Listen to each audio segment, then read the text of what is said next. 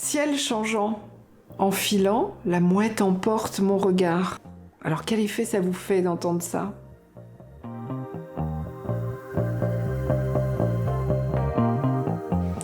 Haïku, en japonais, ça veut dire poème bref. Donc c'est un poème excessivement court, puisqu'il ne doit pas dépasser 17 syllabes. C'est un poème qui tâche de saisir l'instant présent, de le capturer, de le garder. C'est une forme poétique qui a commencé à arriver vers le XIVe, XVe siècle au Japon, qui est inspirée de la poésie chinoise. Et en fait, il faut imaginer des moines, des poètes presque moines, très inspirés par le bouddhisme zen, qui traversaient le Japon à pied pour diffuser un peu de cette poésie spirituelle, on va dire, en tout cas inspirée de la méditation zen. Et c'est une poésie très démocratique, qui était un peu en lutte avec la poésie de cour, très chatoyante, très précieuse. Eux, ils parlaient du quotidien, ils parlaient des animaux les plus humbles, ils parlaient de la nature, des saisons, parce qu'évidemment, dans le bouddhisme, on est très attentif au cycle. Donc chaque haïku est marqué comme ça par la saison, par les insectes en été, la neige en hiver. Il tentait de montrer l'aspect cyclique de la vie. Mais maintenant, avec Internet, cette écriture très brève, très simple, très méditative se répand chaque jour davantage. C'est une poésie qui sort, qui peut se dire dans les cafés. Il y a quelque chose de proche du slam.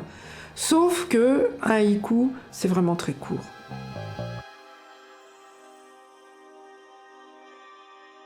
On focalise souvent sur la composition du haïku. 3 lignes, moins de 17 syllabes, 5, 7, 5 syllabes. Voilà, un haïku, a priori, c'est cela. Moi, je préfère enseigner une ligne courte, une ligne longue, une ligne courte. Parce qu'il y a un rythme impair, qui est proche aussi de cette philosophie zen, qui aime la symétrie, les choses un peu imparfaites. Puis vous savez, même en France, Verlaine disait « de l'impair avant toute chose ». Bon, au début, quand on commence à écrire des haïkus, quand on commence à en lire, on ne regarde que ça. On fait de la comptabilité, vous voyez, on est là, 1, 2, 3, 4 syllabes, 5 syllabes, non, ma ligne.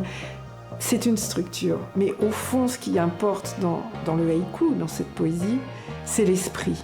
C'est le quotidien dans sa plus grande banalité. Et aussi, on cherche à trouver dans cette banalité la vie qui passe.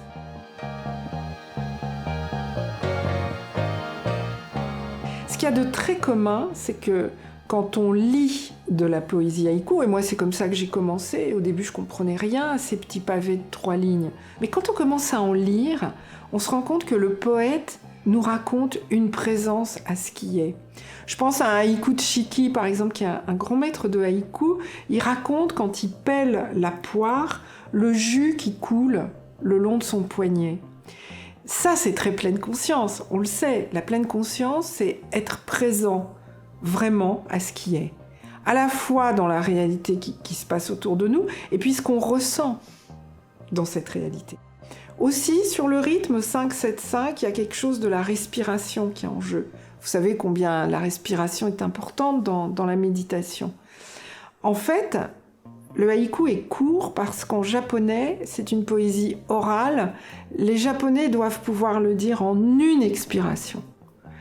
C'est pas rien, c'est aussi une composition qui veut retrouver le rythme naturel de la respiration. C'est pour ça que Petit Bambou a eu vraiment cette idée géniale de proposer aussi le haïku comme support de méditation. Dans les méditations, les haïkus que je lis, que je dis, ils ouvrent une porte à l'intérieur de la personne.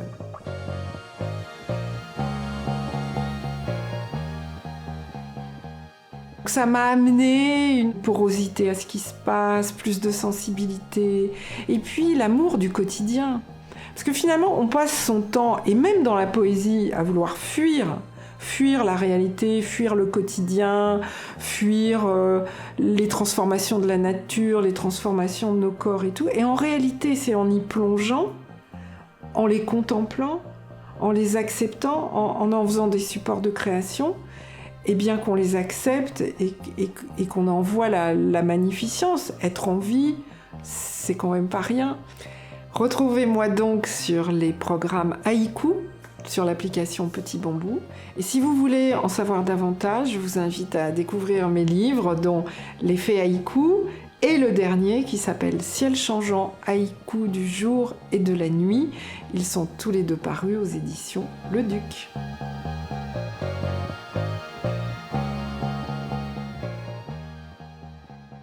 Petit Bambou, prenons conscience en nous.